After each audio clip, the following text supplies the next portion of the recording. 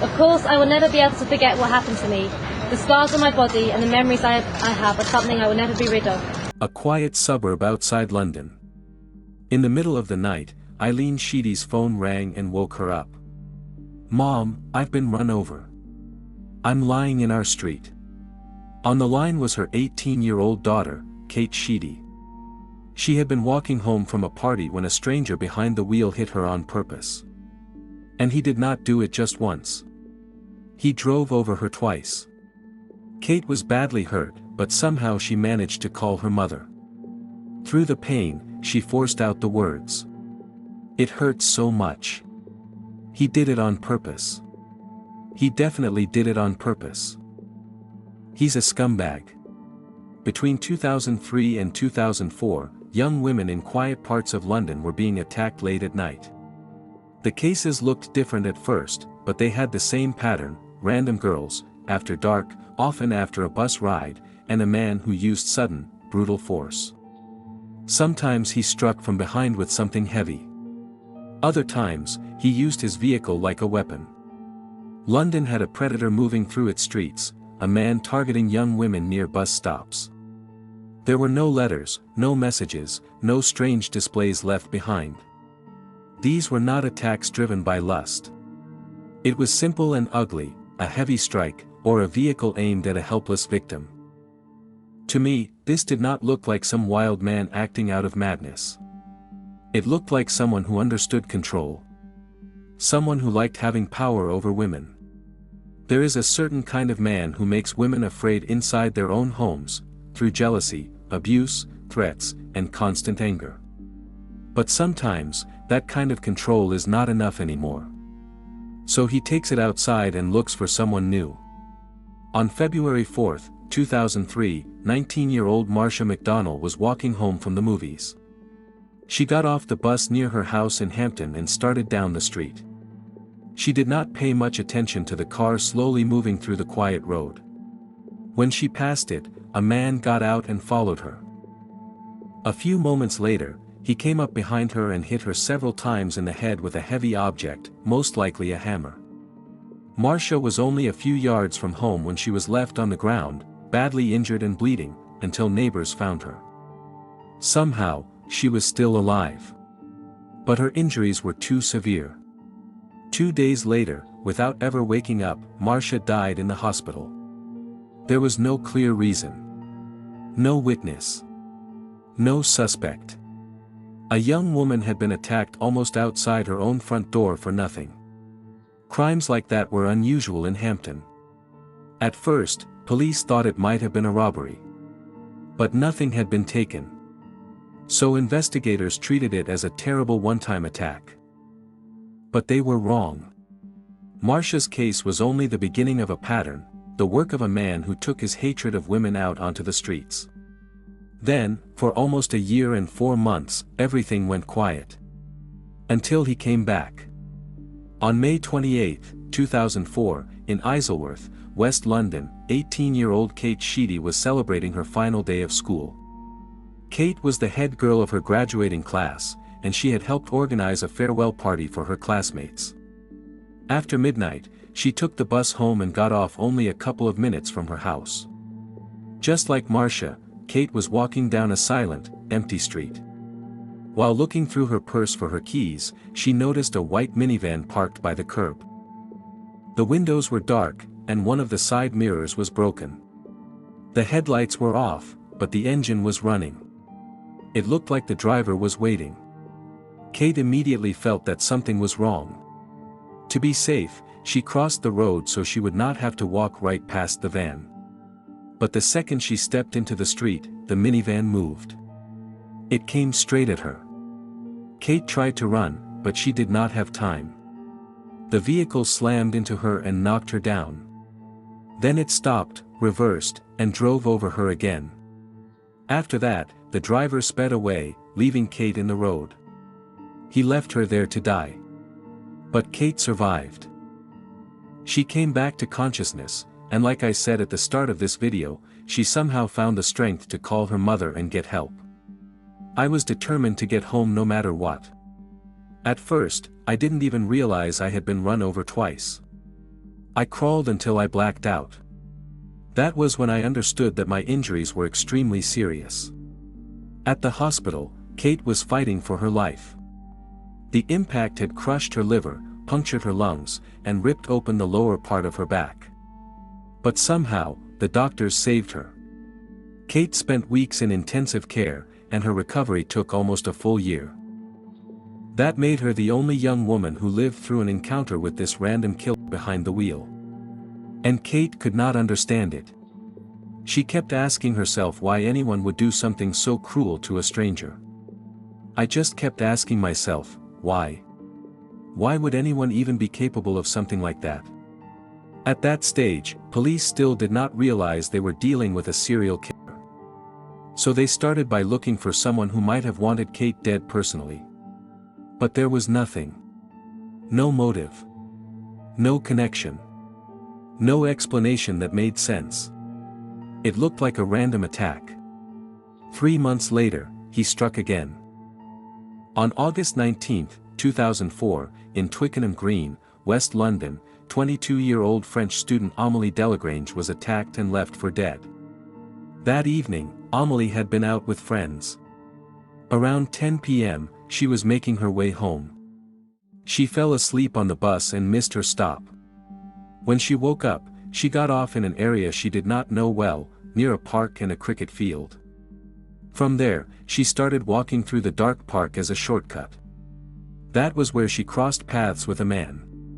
He offered her a ride, but Amélie did not want anything to do with him. Then he pulled out what was believed to be a hammer and hit her in the head with full force. When she fell to the ground, he kept striking her again and again. After that, he walked away and left her dying in the grass, out in the open. About an hour later, a passerby found Amélie's body covered in blood. She was rushed for help, but sadly, she died on the way to the hospital. This third attack caused public fear to explode. After Marsha's murder, police still were not completely sure a serial killer was active in the area. But Amélie's case changed everything. 3 vicious attacks in about a year and a half, all within a few miles of each other, could no longer be brushed off as coincidence. Detectives began to see the pattern clearly: young blonde women attacked near bus routes in southwest London. By then, the media had already given the unknown attacker a name. They called him the bus stop killer. Authorities warned the public that an unidentified man appeared to be targeting young women around Twickenham. And people were scared. Until this man was caught, any young woman walking home at night could be next. More patrols were sent into the streets. News reports talked about a dangerous stalker who seemed to vanish after each attack. Police worked non-stop, searching for anything that could point them in the right direction. And soon, they finally found something.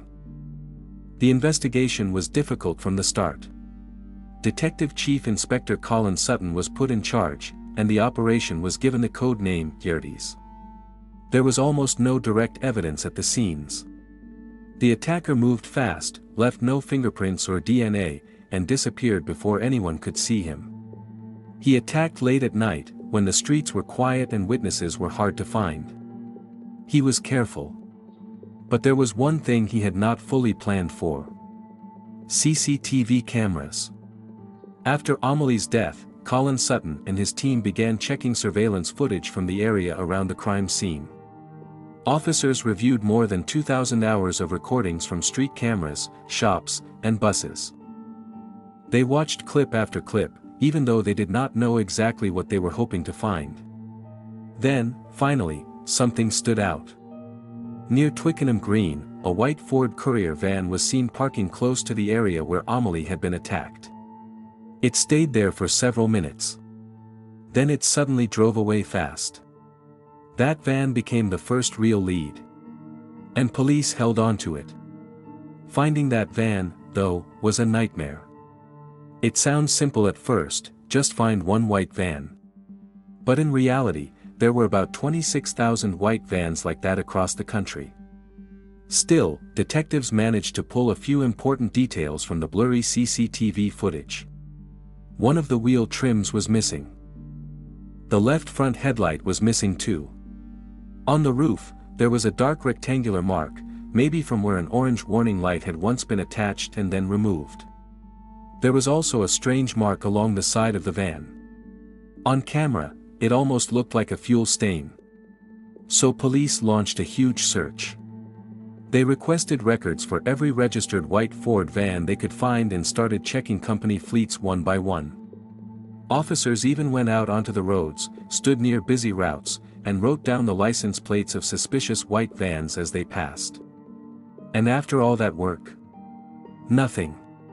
No breakthrough. No match. The investigation was starting to stall. So when police had nowhere else to go, they did what they had to do, they asked the public for help. They released an appeal and said they were looking for a damaged white van that might be connected to the case. It was missing a wheel trim and a headlight, and it had marks on the roof where a warning beacon may have been removed. After that appeal, a woman called police.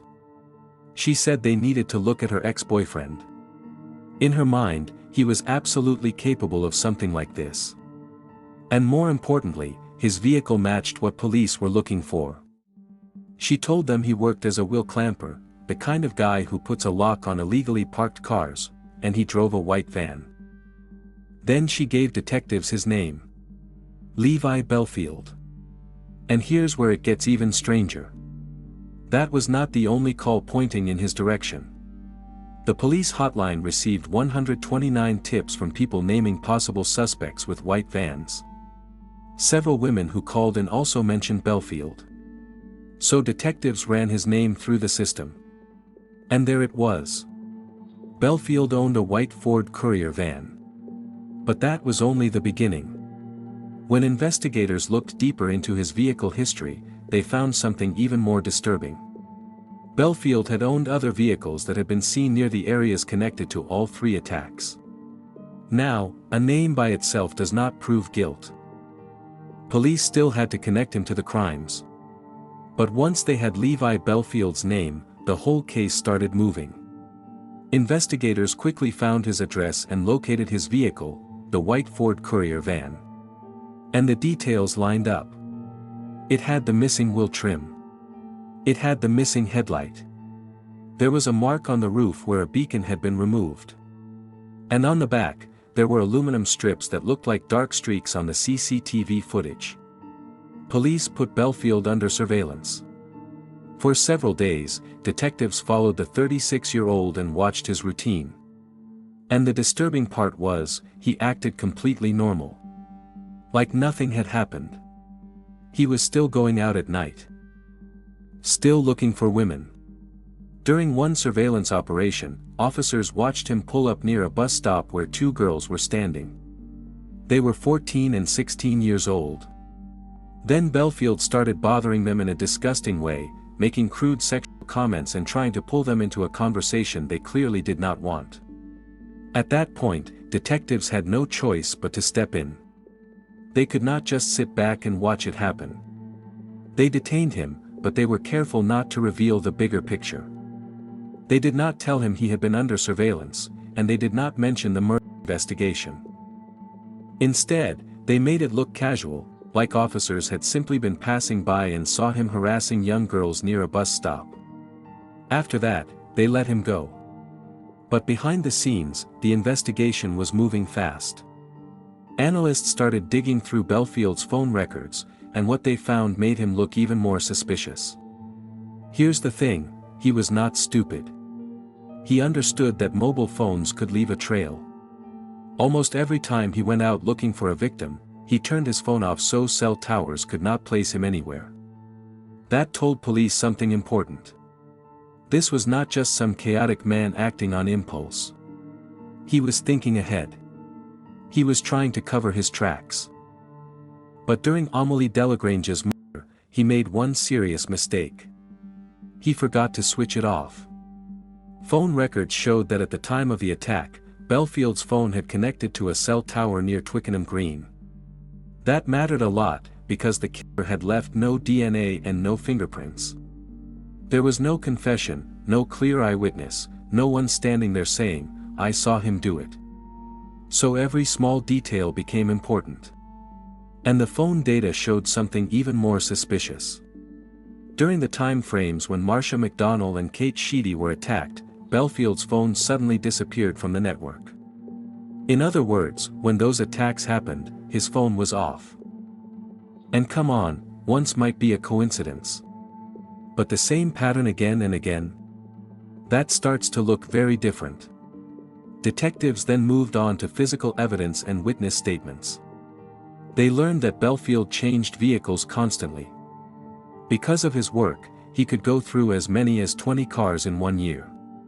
Sometimes they were registered in his name. Sometimes they were not properly registered at all. That made the investigation harder, because he was not tied to one vehicle for very long. Police began tracking the cars and vans connected to the attacks. In 2003, Bellfield had been using a silver Vauxhall Corsa registered to his company. That matched the kind of cars seen on camera behind the night bus Marsha McDonnell had taken shortly before she was attacked. Then, in 2004, he switched to a white Toyota Previa minivan with tinted windows, the same type of vehicle Kate described after she survived being run over. That was another piece of the puzzle. Not perfect proof on its own, but when you put it beside the phone records, the CCTV, the public tips, and the vehicle history, the picture started getting clearer. Police widened the investigation and started looking at other unsolved cases with the same kind of pattern. First, they spoke with Bellfield's former employees and people who knew him. And this is where the picture became even darker. Some of them remembered his deep hatred of women, especially blonde women. They described a man who could be friendly when he wanted something, but cruel and aggressive when he did not get his way. He was controlling. He had a temper. And women around him often seemed afraid of what he might do next. One colleague later gave a statement saying he had seen Bellfield attack 33-year-old Irma Dragoshi in late 2003, striking her with a hammer and leaving her with a serious head injury. Then detectives reopened another case from 2001. 17-year-old Anna Maria Rennie had reported that an unknown man tried to drag her into a car in the Twickenham area. Back then, no suspect was found. The case had gone cold. Now, police tracked Anna down. By that time, she had already left England. They showed her footage and photos of Bellfield. She identified him right away. On the morning of November 22, 2004, a special police unit stormed Bellfield's home in West Drayton. He was caught off guard and arrested. At first, he was taken into custody on suspicion of murdering Amélie Delagrange. Soon after, he was also charged over the attacks on Marsha McDonnell and Kate Sheedy. But even with all the evidence building around him, Bellfield acted arrogant in custody. During interviews, he tried to look completely unmoved. At one point, he turned his chair toward the wall and sat with his back to the detectives, like their questions were beneath him. Other times, he flipped into a completely different personality, joking, smiling, acting like the life of the party. Detective Colin Sutton later said that when he first met Bellfield, he came across as extremely friendly. But that was part of the manipulation. Bellfield could go from charming to vicious in seconds. One moment, he could act relaxed and harmless. The next, he could become threatening and aggressive. And as you can probably guess, he was not planning to confess. So the investigation turned into a psychological fight. Bellfield kept annoying officers by turning away from them, so they bolted his chair to the floor. Now he could not spin around and show them his back. Then they printed photos and documents on both sides of every page. So when Bellfield dramatically flipped a sheet over, pretending he did not care, the same victim photos and crime scene maps were staring back at him again. He refused to cooperate. He played silent. He acted untouchable. But detectives did not need his permission to build the case. Little by little, they pulled the evidence together, the vans, the phone records, the CCTV, the survivor's description, the witness statements, and the other similar attacks. And by the end of it, they had enough circumstantial evidence to charge him. Before we get to the trial and the verdict, though, I want to stop for a moment and look closer at who Levi Bellfield really was. Because his background and his psychological profile are disturbing. And we also need to talk about other crimes connected to him, including murder where another man was sitting in prison. Levi Bellfield was born on May 17, 1968, in Isleworth, West London, into an ordinary working-class family. Levi Bellfield was 10 years old when his father died. After that, his mother was left to raise 4 children alone in a council house on the outskirts of London. A council house is basically government housing for families with low income. From the outside, nothing about his childhood looked especially shocking. It seemed like a pretty ordinary upbringing in a working-class neighborhood. But his trouble with the law started early.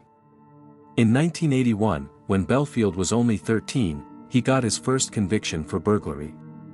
After that, he was constantly in trouble, fights, small thefts, driving offenses. He spent time in custody more than once. Teachers and neighbors remembered him as a bully and a troublemaker. But that is not the most important part. What matters more is what was already growing inside him.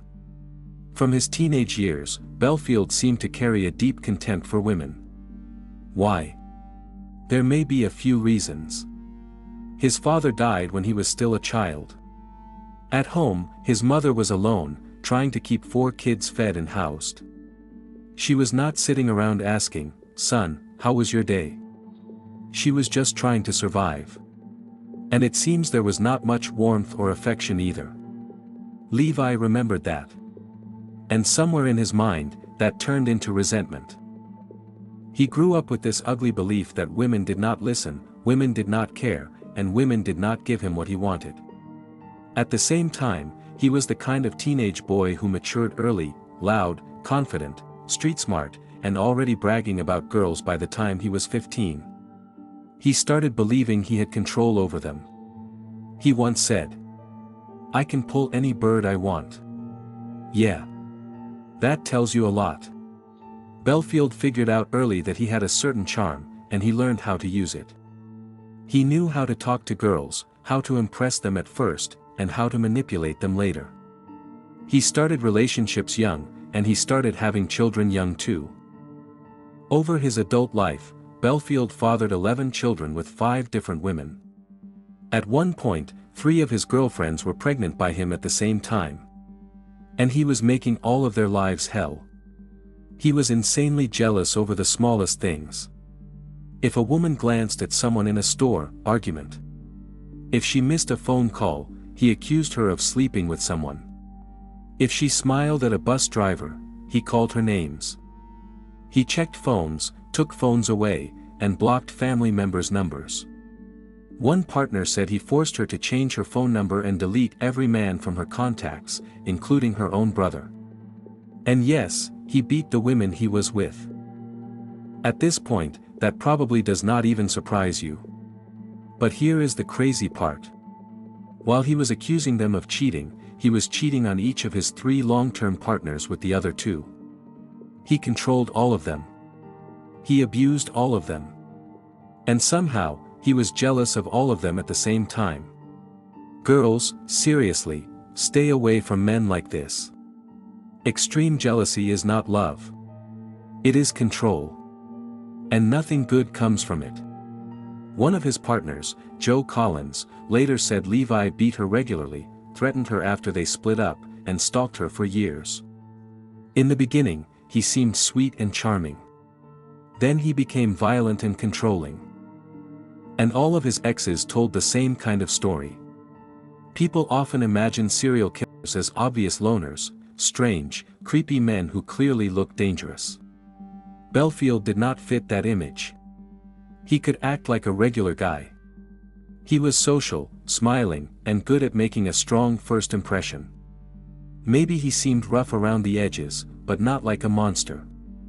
To neighbors, acquaintances, and people who only knew him casually, he could seem perfectly normal. What they did not see was his deep hatred of women, especially young blonde women. And this hatred came out in disturbing ways. His ex-girlfriend said he wanted them to wear school uniforms. He also liked driving past schools and shouting disgusting comments at schoolgirls. At one point, an acquaintance found a magazine where Bellfield had cut out the faces of blonde models with a knife. That is not just weird. That is obsession. He also believed that women who dyed their hair blonde were dirty, immoral, and deserved to suffer. These were not just stories people made up later. According to The Guardian, statements like that were included in the case materials. And honestly, his hatred of blonde women shows in the victims he chose. Just look at the pattern. Bellfield's ego was ridiculous. In his own mind, he was some kind of macho man, attractive, powerful, and irresistible to women. Detective Colin Sutton explained the twisted way Bellfield seemed to think. He had a massive ego. He thought he was God's gift to every woman. He would be driving around, see a young blonde girl, and she would tell him, "Go away." And he would think, "How dare you reject Levi Bellfield? You're nothing." And then she would get hit over the head. That was the core of it. If a girl rejected him, ignored him, or simply did not react the way he wanted, Bellfield became furious. The prosecutor told the court that Bellfield drove around bus routes looking for young women. He tried to lure them with offers of alcohol, parties, or sex. And when they turned him down, he exploded. That pattern appears again and again. Basically, Bellfield punished women for rejecting him. Sometimes, it did not even take a clear rejection. If a girl was not friendly enough, or did not give him attention, that alone could be enough to set him off. And it also seems like he used these attacks as a way to release the anger from his own relationships, his jealousy, his hatred, his need for control. So if we try to explain the motive, it comes down to one thing: deep misogyny. Bellfield did not see women as full human beings. He saw them as weaker people he could control. And if a woman did not belong to him, or did not obey him, then in his mind, she became an enemy. Psychologists believed he attacked women as a form of revenge against those who refused to submit to him. Each new victim became a replacement for some woman he felt had rejected him, betrayed him, or walked away. In other words, these attacks did not have a real meaning. They had a purpose. They made him feel powerful. They let him unload his anger. And they allowed him to punish women for insults that existed mostly inside his own head. Bellfield went on trial at the Old Bailey in late 2007 and early 2008. He was charged in 3 main attacks: the murder of Marsha McDonnell and Amélie Delagrange, and the attempted murder of Kate Sheedy. The trial lasted more than 3 months. And the entire time, Bellfield kept bluffing, denying everything, and acting like he was just an innocent man being wrongly accused. Kate Sheedy testified against him herself. She became one of the prosecution's most important witnesses. In court, Kate described that night in detail: the vehicle with dark windows, the damaged mirror, and the moment she realized it was coming straight at her. During questioning, she broke down crying twice as she talked about the injuries, the pain, and the fear she had lived with ever since. On February 25, 2008, Levi Bellfield was found guilty. The jury unanimously convicted him of murder of Amélie Delagrange. They also unanimously found him guilty on every count connected to the attempted murder of Kate Sheedy. For Marsha McDonnell's murder, the jury found him guilty by a majority decision, 10-2. The judge gave him the harshest sentence possible: life in prison with no chance of release. But this story was not over. There were more victims. By the time Bellfield stood trial in 2008, police already believed those 3 attacks were not the full picture.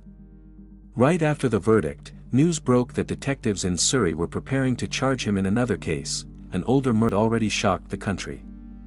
This was the disappearance of 13-year-old Milly Dowler. Milly was a schoolgirl who vanished in March 2002 while walking home from school. That was 6 months before Marsha McDonnell was murdered.